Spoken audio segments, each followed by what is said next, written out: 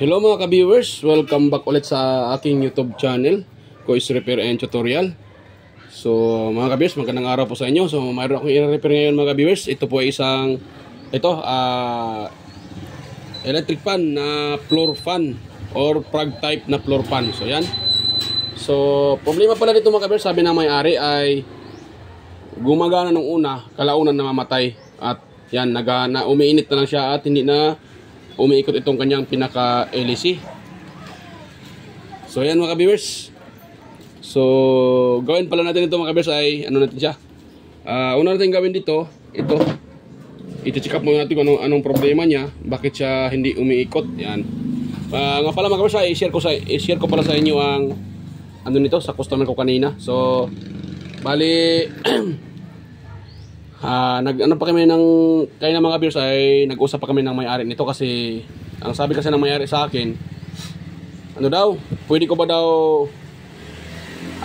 ayusin na hindi na palitan yung sira. Sabi ko sa kanya hindi naman pwede sir kung ayusin ko yan at hindi ko papalitan kung ano yung sira. Paano natin maayos yan kung hindi natin papalitan? Ganito kasi yan mga viewers, sabi ko sa kanya ay nagtanong sa akin mga viewers kung magkano daw yung labor ko. Sabi ko labor pati pyesa, ang cobra ko sa kanya ay 250. Kasi kung nakita ko ito mga kabers, ang problema kasi nito ay bushing, you know. Yung alog na pa ganyan, normal yan. Pero pag pataas pa baba, ayan, hindi yan normal mga kabers.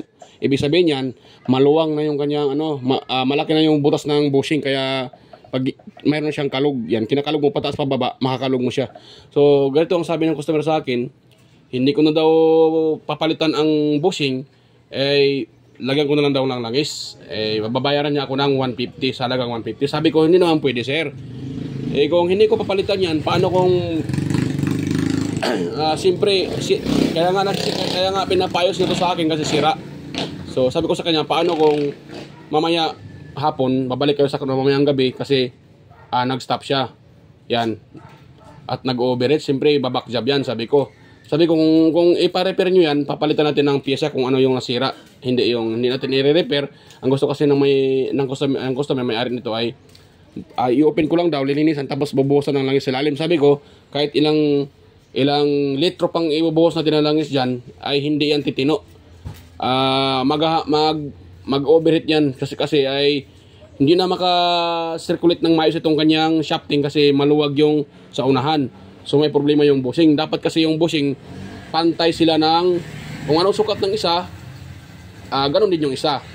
Siyempre may standard sukat yung bushing Kung lalaki yung isa, so magkakaroon niya ng problema, sabi ko sa customer ito. Ang customer ayang maniwala, ang gusto niya ay yun. So pinapaano ko sa kanya, ini-explain ko na kailangan nating palitan yung bushing para hindi magbaback job iyan. Sabi ko sa kanya, kaya kayo yung umiinit at naghahaming na lang, hindi makaikot kasi nag-overheat yun. Masyadong umiinit na yung kanyang pinakamotor. Sabi ko sa kanya, buti nga hindi nag-trip off hindi nasira yung fuse. Kasi pag nasira yung fuse, wala na talagang power yun. Sabi ng customer, but hindi naman daw totally sira. Sabi ko, anong hindi totally sira? Sira talaga yan. Kaya nga pinapayos kasi sira. So yan mga viewers, at pumayag naman yung customer sa kalaunan. Pinapaintindi ko sa kanya na kailangan nating palitan itong sirang bushing dahil napakalaki ang wait lang mga viewers, pakita ko sa inyo i-zoom ko muna, i-zoom yun, di ba? Pataas pa baba, pataas pa baba yan. So malaki yung kanyang kalog, yun na, malaki na yung kanyang yung buhat sa ilalim sa pinaka bushing. So ibig sabihin yan, malaki na yung butas ng bushing, lumaki yung butas ng bushing. So yung pag ganyan, normal yan na mayroon tayong mahila. Dapat naman tayo sa electric fan na may distansya yan pag hinihila natin yan. May gap yun kasi pag wala, masisira din yung electric fan mo kaagad kasi mahirapan siyang, hindi siya makabulyo. Yan. Normal yan. Pero pag taas pa baba, katulad nito, pataas pa baba, mayroon siyang kalog. So yun natin solusyonan mga ka-viewers. Ayusin natin yan. Pasensya na po at napataas na pahaba yung aking explanation. Sinisir ko lang yung experience ko sa customer. Yung customer kasi ayong maniwala. Ang gusto lang ay buhusan ng langis, i-open to, linisan at buhusan ng langis. Sabi ko hindi naman pwede yan. Nire-repair natin yan kasi may sira. Kaya nga pinapa-repair kasi sira. So may talaga, may mga tao, hindi naman kasi magkapareho yung isip ng nating mga tao May iba kasi na siyempre hindi naman nila alam kung anong purpose dyan, yung nasira, anong purpose niya, paano siya nasira, hindi nila alam, kaya kailangan nila ng explanation. So depende na sa kanila kung ayaw nilang maniwala. Bilang isang technician, ano lang namin, ini-explain sa may-ari yung mga customer na kung ano yung sira sa kanilang electric pan or dapat pa bang palitan kung ano yung nasira. So yan mga ka-bears, kung natin gawin ito, pakita ko sa inyo na gumagana talaga to. Umiikot to eh. May power pa to mga ka-bears eh.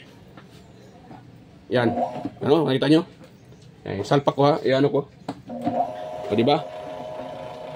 Tapos ang ingay niya. You know? Ang ingay niya. Kung narinig nyo mga ka-bears, ang ingay. Napakaingay. Yan. Kaya yan, iinit yan. Yan, na maingay siya. Sa tingin ko, baka sira na din yung ano nito, shafting eh. Kasi pinipilit nilang gamitin kahit sira na. Buti nga hindi bumigay kaagad yung pinaka-fuse niya. You know? Di ba? Nikot nga siya. Kaya sinasabi ng customer, hindi daw sira kasi umikot. Sabi ko, hindi naman, ibig sabihin na umikot ang electric pan ay hindi nasira. Katulad nito, umikot nga siya, nga lang maingay. At kung i-ano natin siya sa actual, sa visual, pag tinitest natin siya, kalog na siya. May kalog na siya. So maluwag malaki na yung butas ng pinaka-bushing niya. Ayan, i-ano natin to mga ka-bears, open natin to.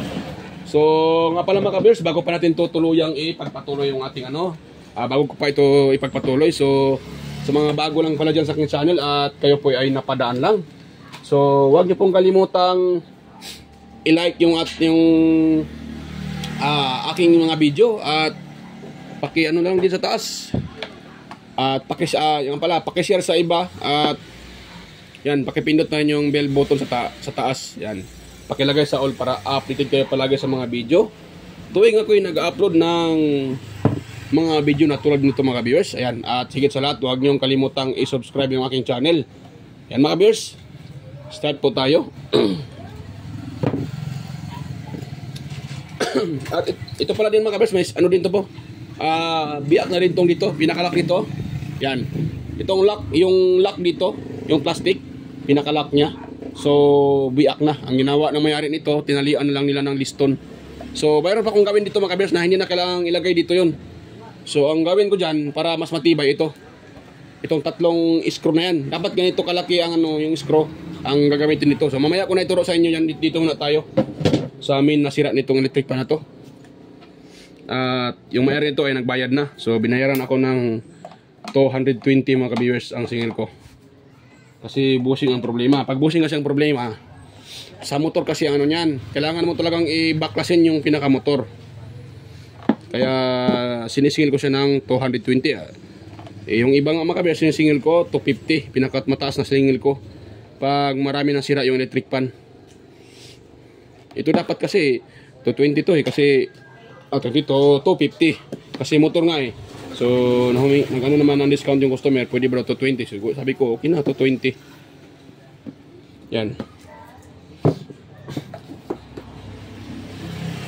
Mahal kasi dito sa amin yung pyesa mga ka-viewers kung bibili tayo ng pyesa. Kaya medyo may kamahalan din yung singil ng iba. So ako naman, hindi ko naman ano yung iba na sumisingil sila ng 300. Depende na rin sa gumagawa. Pero sa tingin ko, yung 300 medyo ano din yan. Medyo maano na yun yung presyo. Ayan. Tuklap ito mga ka-viewers. Tuklap na pala itong ano nito. Ano, yung kanyang pinaka-cable tie. Yan, so hindi natin ito pwedeng ano kagad. Hindi natin ito pwedeng i-open siya kagad. Baka matuloy natin itong pinaka-motor nito. Maputol yung mga windings.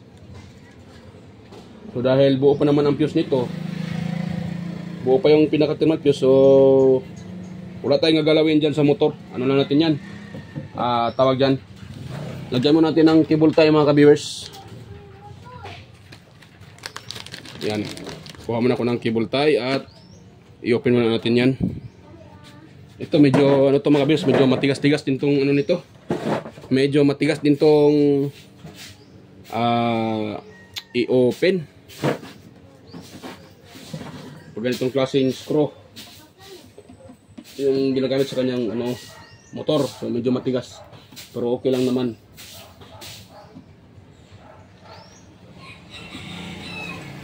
Yan. Saan naman yung ano? Ayan mga ka-beers. So babaklasin ko muna pala itong pinaka-apat na screw. Pakita ko na lang sa inyo pagtapos ko ng mabaklas to kasi medyo matagal-tagalan ako nito. Medyo matigas. So kung may matigas ito, kailangan ko pa tong silsilin. Yan, pakita ko na sa inyo mga ka-beers pagtapos ko ng baklas ito para lagyan ko din ng cable tie yung pinaka-ano niya, dugtungan. So ayan mga ka-beers, stay tuned lang mga ka-beers. So ayan mga ka-viewers ay ano na, tawag dyan. Tapos ko nang matanggal yung pinaka-ano dito, takip dito at yung kanyang apat na screw. So yan, yun na siya mga ka-viewers. At ang gawin natin dito ngayon, kasi nalagyan ko na din na mga ka-viewers ng cable tie. Yan o. So nalagyan ko na ng cable tie. Yan. So pero sa mga baguhan dyan sa inyo mga ka-viewers, kung bago lang kayo nag-repair ng ganito, so dapat dito pa yung takip niya, hanapan nyo ng paraan na malagyan nyo na ng cable tie ito. Katulad dito na putol na yung kanyang cable tie, yung sa kanya tayong cable tie putol na. So huwag nyo basta-batang hilain kasi pag nahila nyo yan, baka mahila nyo pati itong windings na wala na. Maputol yan lahat mga ka-viewers, sayang naman. Kaya dapat para hanapan siya ng paraan. Ano lang dito, ang paglagay pala ng cable tie mga ka-viewers, ito katulad nito, wait nga, yan ko muna para makita nyo, ayan, i-zoom ko muna para makita nyo. Kung saan ito may tali, yung may tali, dyan kayo maglagay ng cable tie. Huwag yung walang tali na nakalagay kasi baka sakaling may wire dyan na dumadaan dyan, na nakalawit dumadaan dyan at pag ano ng cable tie, pag ano na siya, baka maputol yung mga windings. Kaya dyan kayo maglagay ng, may nakalagay ng mga tali, safety dyan. Pag dyan kayo maglagay ng cable tie. Kung saan nakalagay yung cable tie dati, yung original, doon din kayo maglagay. Or dito sa mga may mga tali para safety mga viewers.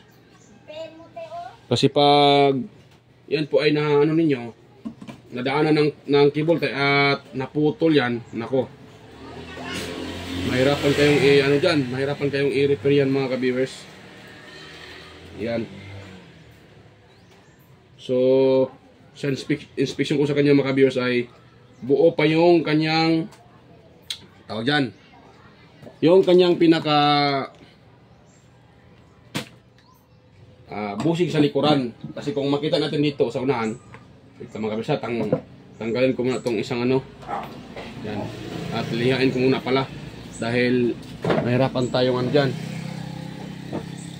mahirapan tayong i-repair yan, hilain yan pag natin nilihain. May kalawang na siya Hirapan tayong ilabas itong shafting, kaya nilihain muna natin. At isang purpose din kaya nililiha ito dito, kung sakaling buo pa yung pinaka-bushing at ayan, mayroon niyang ano dyan, gas o dito ba nasa nakalagay yung ano, yun dito, ito yung may tipyas. Kung may ano dyan, kunting gas or ano siya, ay pagdaan ng bushing niya, kung sakaling okay pa yung bushing, baka matuluyan yung bushing, baka masira siya, baka mas masira pa siya mga ka-viewers. So sakaling buo pa yung bushing ng electric pan nyo, so kailangan nyo talagang lilihain. Hindi naman isa ang purpose kaya nililiha yan. So yan, ayun, may kunting gasgas na yung kanyang pinaka-bushing, pinaka-shafting mga ka-viewers. Meron kunting groove. So hindi naman malalim yung groove, pero meron na talaga siyang groove. So kailangan natin tong lilihain at saka ito papalitan natin ng bushing. Ito sa likuran baka akalain nyo ako sa groove yan, hindi ang groove napaka niya, wala akong na groove. So ibig sabihin buo pa tong sa likuran. At kung ito-test natin dito, hindi siya, wala siyang kakalog-kalog mga ka-viewers. Hindi katulad ng dito sa unahan, makalog na. Tsaka ang ano lang dito sa mga ka-viewers, wala nang foam dito. Yung dito wala nang foam. Nakita ko wala siyang foam Pati dito wala nang foam. So kailangan natin tong tawag dyan, kailangan nating ng foam, lagyan ng foam. So kung wala tayong foam, Kasi hirap. Wala, dito tulad sa amin, wala namang binibinta na pom dito eh. So, ang ginagamit ko dyan mga kabers ay ano ng electric pan. Ay, electric pan. Ano na sigarilyo. Filter. Ayun.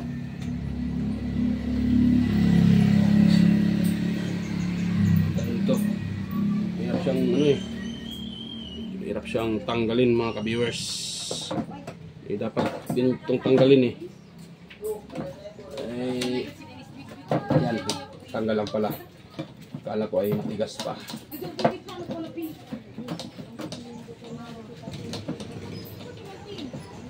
So may biak na yung ano niya oh. Ito may biak na konti. Ayan na, biak na yan siya oh. Ano? Pero pwede pa naman siya magamit mga ka-viewers.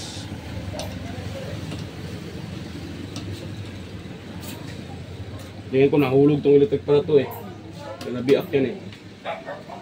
Yan. So baba ko muna yan. Ayun. Ito tayo. Yan mga viewers.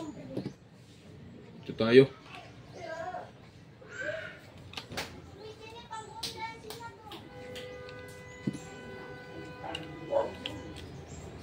Yun. So ito muna. Yan mga ka-viewers oh. Yan. So wala na siyang foam. Marami sa ilalim, dumi. Ayan, lumalabas na yung ano, nangingitim, umitim yung foam at sumasama ata ito sa ano eh. Kasi oh, lumalabas na yung foam. Yan. At pagtanggal ito mga ka-viewers, ganyan lang mga ka-viewers, sisikwatin nyo lang ng flat screw. Ganyan lang siya oh. Ayan. Ayan. Tapos dandahan siya mga ka-viewers. Dandahan siya, sisikwatin nyo lang siya. Yan mga ka-viewers. So sisikwatin lang siya. Yan, dandahanin nyo lang, huwag nyo lang madalian para hindi naman masira itong pinaka ano niya, ring lock. Yan, ito yung flower, ito yung ring lock. Itong ring lock niya. Yan, para hindi masira yan. Dandahanin nyo lang. Yun. Yan o. Yan yung kanyang ano, yan o, yan yung kanyang bushing. Yan o. So, pakita ko sa inyo mga kabersa na ano na talaga yan. Ay, maluwag na.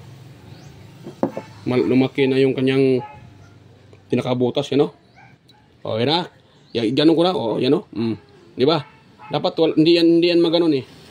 Kung okay pa yung bushing, pag ginaganon mo, hindi mo siya maiganon yan. Hindi mo maitawag dyan. Pag ginaganon mo. Yan, ito sumasabay. Parang sumasayaw ng dancing lady. Yan o. Yan. Parang sumasayaw siya ng dancing queen pala. Yan o. Parang sumasayaw ng dancing queen, yan o. Yan, malaki na yung kanyang alog. Kaya ito papalitan natin. Yung sa likuran, walang problema yung bushing sa likuran. Ang gawin ko lang dito sa likuran ay lagyan ko lang ng foam yan. Yan. Yan. So lagyan ko lang ng foam yan, pati ito. Yan. Lagyan ko to ng ano. Ayan, yung foam niya. Ano na siya, durog na durog.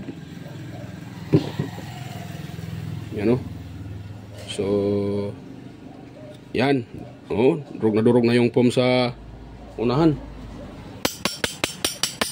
Yun.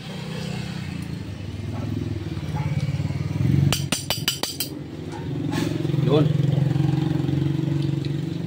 Dahil natuyuan siya ng langis, kaya yan mga ka-viewers na mano yung foam, masira din yung foam kasi yung foam na ginagamit ito ay ordinary.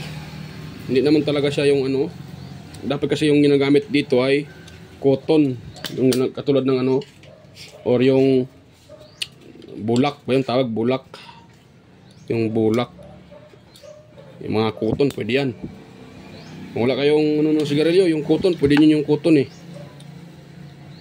Yan, pwede na yan mga viewers. So kuha lang ako mga viewers ng ano nito, kuha lang ako ng ano ng sigarilyo, babalikan ko na lang kayo pag meron ako nakuha. Yan, kasi naubos yung stock ko dito eh. Tanong ako doon sa tindahan, kuha muna ako doon ng ano ng sigarilyo, foam dito. Yan. So, ano ka beso? Yan. So, bigyan ko muna ng foam yan. So, stay tuned lang mga ka-viewers. Balikan ko na lang kayo para hindi nahaba ito video natin. So, ayan mga ka-viewers. Meron ako nakuhang foam ng sigarilyo. Yan o. Yung filter. Foam naman. Yung filter. Pasensya na po mabuling yung aking ano. Doon yung aking kamay. Ano? So, meron akong nakuha ang mga filter ng sigarilyo. So, ito yung gamit natin mga kabers. Bale, ganito yun mga kabers. Oh. Itong isang ganito, ihati natin siya. Pero huwag yun siyang hatiin na hati talaga. Ganun lang oh. Yan. Para hindi maghiwala-hiwala yan. Itong isa naman, hatiin din natin. Yan. Ayun. So, ito yung sirang ano. You know? Ito yung, dito. Lagay natin nandito. Yan, so pwede lang pala ito mga kabers kasi mayroon para siyang compartment or yung kwarto-kwarto, you know. So hatiin na lang natin ito. Mayroong iba kasi na walang ganito, you know. Nakita nyo, you know. Yan, yung parang ano siya, yung parang naghiwalay sa gitna. So, mga kabers, so, sorry. Ano ko pa yung cellphone ko, nasagi ko pa sa kamay. So, yan mga kabers, so, ganun natin siya. So, itong isang, ito natin ilagay. Yan. Ayun. Itong isa naman, dito. Ayun. Yun mga kabers, oh. Ayun, oh. Ayun. So, nga pala mga kabers, kung gusto nyong maglagay ng ganito, kung sakaling yung electric pan nyo hindi pa masyadong lata yung kanyang foam or durog. So, kung okay pa din yung, ito mga kabers, oh. Kung okay yung bushing niya yung electric pan, walang kalog. Ayan. Walang ano. So, mga kabers, hindi nyo kailangan baklasin yan pag okay yung bushing niya yung electric pan. Ang gawin nyo na lang, ipasok nyo lang dito yung foam. Ito nang, gano'n nyo lang siya, oh. Ipasok nyo, tapos itutulak nyo siya papaloob, yung foam. Yan, ipasok nyo dito, tapos itulak nyo siya paloob para hindi yung foam, hindi, itong filter ng sigarilyo para hindi siya mahulog or matanggal. Yan. So, ito, pag sira yung bushing, so kailangan nyo talagang baklasin. Kasi magpalit na nga yung bushing eh. So, ito yung sira na bushing. Yan. So, yan, ito yung sira. At palitan natin ng bago. So, kuha tayo dito ng bago mga kabers. Yan. Kuha tayo dito ng bagong bushing mga kabers. Dahil isa lang ang sira, so ito lang isa palitan natin mga kabers. Yan o. So, ito na yung bagong bushing mga kabers o. Yan. Ito yung ipapalit natin dyan. Bagong bushing. Yan. Tapos ganun natin siya. Yun. Tapos pagkatapos yan mga ka-viewers, bago natin sa uli itong pinaka flower lock, ipopos muna natin tong flower lock. Yan. Popos natin siya pababa para iligpit yan uli kasi medyo maluwag na yan eh. Pliers or cutter pwede. Yan. Ganun lang siya mga kabers, oh. Yan. Hindi pa kita sa video ah.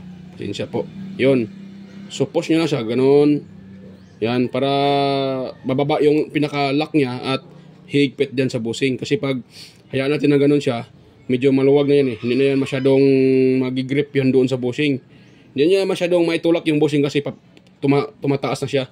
So kailangan natin ibaba siya para maitulak niya yung bushing. Pag sakaling ito ay ilagay natin, magkaroon to ng tension at ipopush niya yung bushing para hindi gagalaw-galaw. So yan po ang purpose itong pinaka ring lock mga viewers.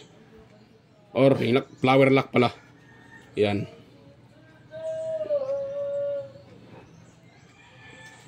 Yan. So ito doon sa mga viewers. Ayun.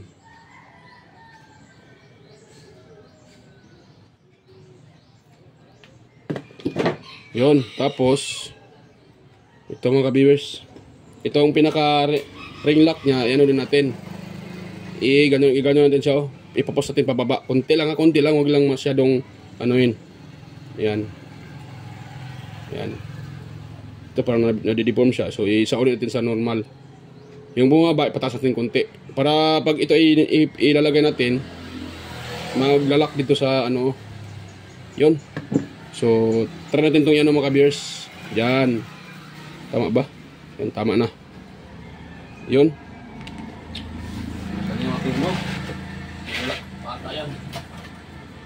So, lagyan natin siya ng langis, mga ka-viewers. Kailangan natin ng langis dyan para hindi mag-overheat ng electric pan. Kasi kailangan din niya ng langis, mga ka-viewers. Pag walang langis yung electric pan, kahit bago pa yung bushing yan, kompleto sa bushing, may foam, kaya kung wala namang langis yan, wala silbi. Mas importante talaga yung langis ng ating electric fan para po ay hindi siya maano kaagad, ma-overheat. Yan.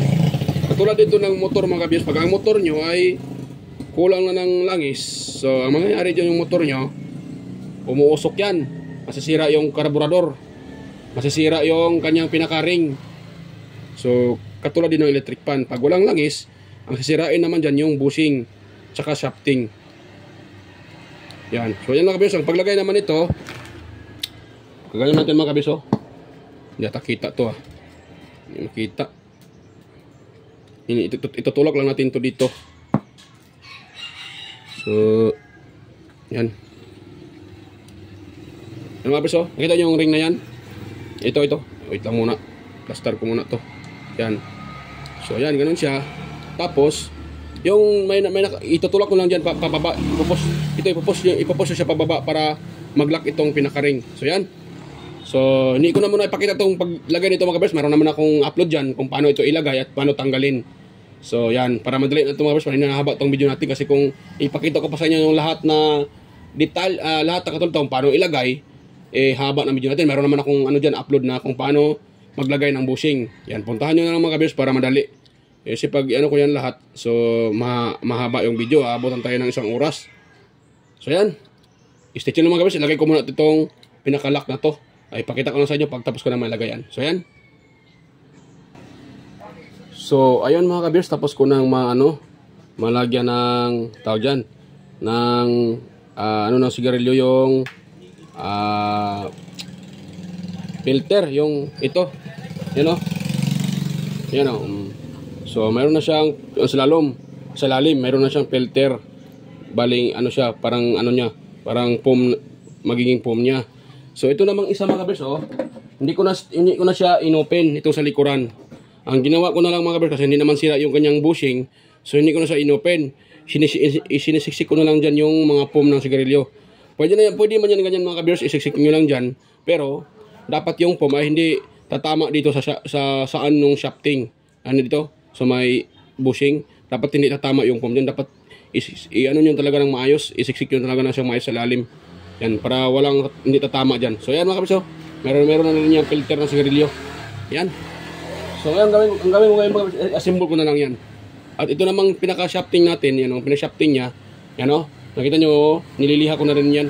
Yan o, makinis siya mga kabis. Yung gasgas ito kanina, wala na, tanggal na. Dito naman, wala naman talaga tong gasgas dito mga viewers. Nililiha ko lang para matanggal yung parang na dumidikit na tumitigas na na oil dito, kayong parang pang nangingitim siya, pero hindi naman gasgas yun, nangingitim lang dahil wala na siyang oil. So yan, okay na siya mga viewers. I-assemble ko na lang to. Yan. So yan, napaka-assemble ito mga viewers. Hindi ko na rin ipakita sa inyo kasi madali lang naman i-assemble to. Sa uli ko lang naman yung mga screw, itong makina ilagay dyan, tapos yung mga screw, kung paano nyo tinanggal, ganun nyo rin sa uli. Yan mga kabisa. Kung paano nyo tinanggal, ganun nyo rin sa uli. Yan. So mayroon naman akong mga tutorial dyan kung paano magtanggal ng makina ng electric fan at paano ito sa uli. So puntahan nyo na lang sa mga kabisa, sa mga upload ko. At hindi ko rin memorize yung title. Pasensya na po, hindi ko na memorize yung title, pero mayroon akong mga upload dyan kung paano yan tanggalin at paano isauli. So yan mga kabers, sauli ko muna to. Yan, so balikan ko na lang kayo pag matapos ko na din masauli yan. So stay tuned lang ulit mga kabers. So ayan mga kabers, okay na po yan mga kabers. At sa totoo ay tinitest ko na at andito yung may-ari, yan si Sir. Ayan. Yan, okay na sir. Okay na daw mga kabers. Tinitest ko na to itest ko lang ulit para pakita ko sa inyo na okay na talaga yan. Yan. So naka-plug na to mga viewers. Yan na natin, number 1. Ayun. Mga viewers, may umikot na siya. Yan. So yan mga viewers. Ayun. Number 2. Yan. At saka number 3. Yan. So ito yung nakita na ni Sir. Tinitest ko na kanina. So yan, nakita nyo naman, nag-okay na si Sir, yung may-ari.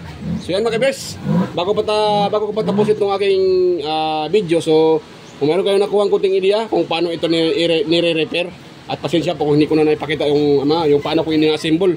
Madali na naman pag-assemble ito mga viewers. Kung ano yung tinatanggal nyo, yun ang isauli nyo. So yan, kung meron nakuha kunting idea mga viewers, so sana po wag nyo kalimutang i-like, i-share at higit sa lahat, pakisubscribe na rin ang aking channel mga viewers. Ayan. So yan, kita-kita tayo ulit sa aking next na mga video. So yan, bye-bye po mga viewers. Sa next na ako mag-shoutout kasi kailangan na ng may-ari kasi wala silang electric fan. So susunod ako mag-shoutout mga viewers. Ayan. At yan, ganun ito lang. Shoutout pala sa inyo mga viewers at sa mga kaibigan ko sa YT. Yan, sa mga kaibigan ko. Yan, hindi ko na kayo isa-isahin. So mega lang shoutout po sa inyong lahat at sa inyong mga viewers. Ayan, bye-bye po mga viewers.